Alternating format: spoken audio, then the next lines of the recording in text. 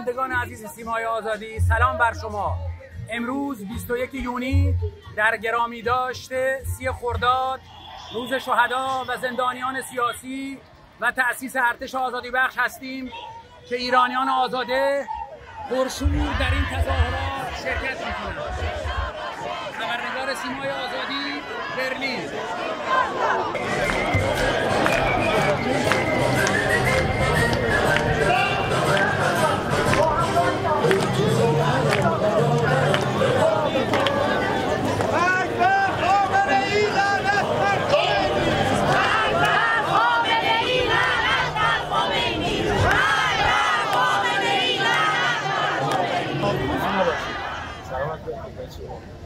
می‌خواستم ببینم پیام امروز تظاهرات ایرانیان از نظر شما چی هست؟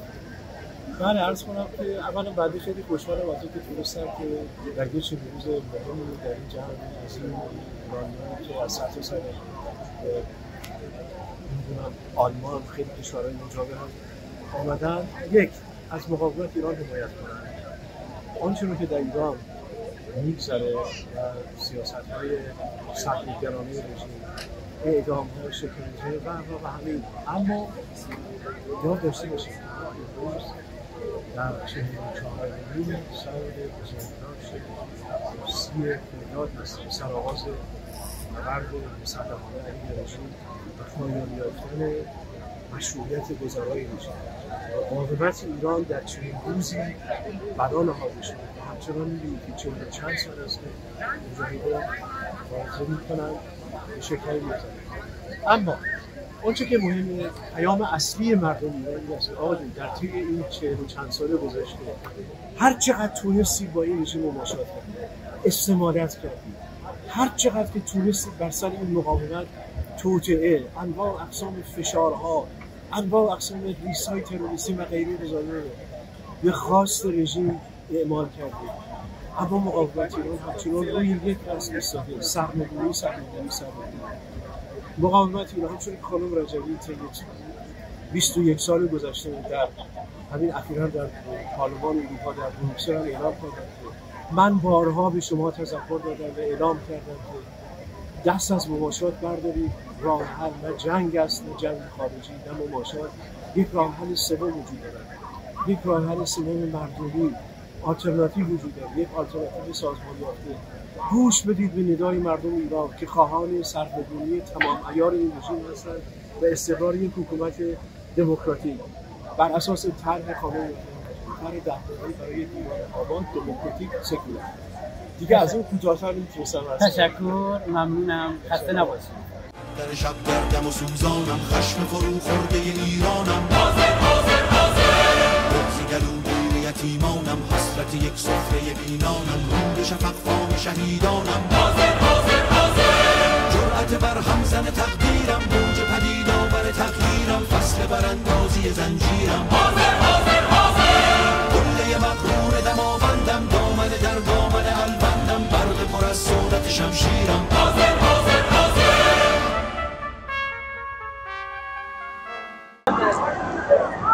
من علی افشار از ایتالیا به همراه دوستان هواداران این مقاومت که همیشه برای آزادی مردم ایران از حاکمیت این رژیم دجالان بوده شرکت داشتیم، امروز در تظاهرات بزرگ برلین شرکت میکنیم. روز 30 خرداد، روز زندانیان سیاسی و شهدا، روز انقلاب بزرگ ایدئولوژی که در این روزا تنها چیزی که خواسته ماست کم کردن درد این مردم در ایران تحت حاکمیت ملاهای فاسد که به هر حال به روزهای آخرشون رسیده. ما همچین صفی که در اینجا داریم امروز در استکهلم هم داریم و در کانادا هم داریم. به هر حال ما تا آخرین روزی که این رژیم فاسد و به زباله‌دان تاریخ برنازیم در تمامی صحنه‌هایی که میتونید صدای مردم ایران، صدای زجرکشیدگان ایران باشه شرکت میکنید و روز رهایی نزدیک است. دیگه رژیم بعد از نیابتی‌هاش این روزه به آخر خط رسیده و این مقاومت بوده که اینا رو به این آخر رسیده.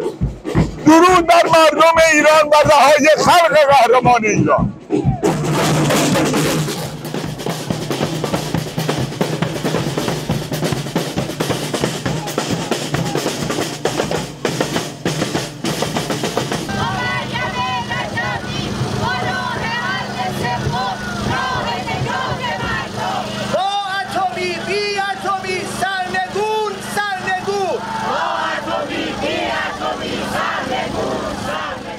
کنار یکی از هموطنان خوبمون هستیم در تظاهرات 30 خرداد روز بزرگداشت شهیدان و اسیران و تأسیس ارتش آزادیبخش.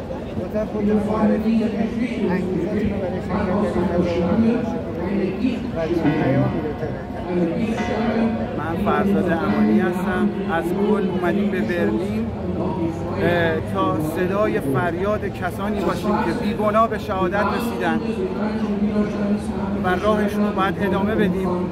نسلی بودن که آزادی رو با خون خودشون فریاد زدن و ما راهشون رو و هدفشون رو به پیش میبریم و از همه جهانیان میخواییم که صدای کانونهای شورشی قهرمان باشن و اونا رو به رسمیت بشناسن و همچنین مقاومت سازمان یافته رو و صدای همه کسانی هستیم که واقعا برای آزادی خون خودشون رو در این راه انجام دادن و من خیلی خوشحالم که در این برنامه شرکت میکنم تا بتونم صدای فریاد تمام کسایی باشیم که آزادی رو با خون خودشون فریاد زدن.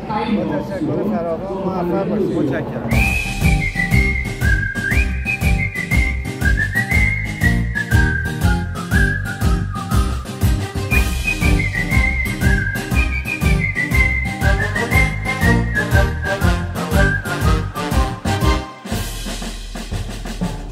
یکان شبیم به جنگ شب رویم. درود بر کانونهای شورشی و تمام مردم ایران. میخواستم بگم ما امروز اینجا توی آلمان هستیم، توی شهر برلین. ما اینجا هستیم و واسه حمایت از قیام شما. بدونید که تنها نیستید، ما هم از اینجا در کنار شما هستیم و بدونید که تنها راه آزادی ایران از خود بچه‌های توی کشور و از راه آزادی با قیام خود مردم ایرانه. فقط میخواستم بگم امروز با دوستان اینجا هستیم بگیم درود بر کانونهای شورشی. درود بر کانونهای شورشی.